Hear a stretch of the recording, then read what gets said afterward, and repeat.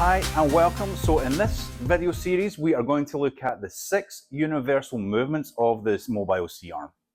So the first function that we are going to look at is how to actually drive and move the C-arm around.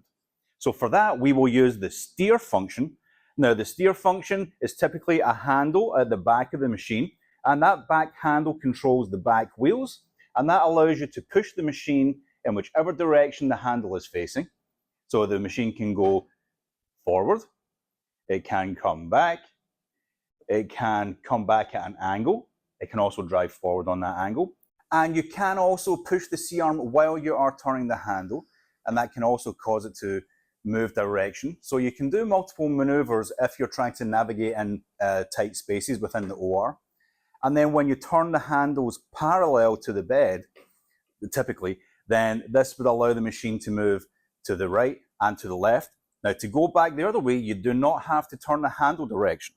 You can actually just, because the wheels are aligned in that plane, you can move it back and forth, and that saves a little bit of wasted effort of having to push it in the direction that you think you're going.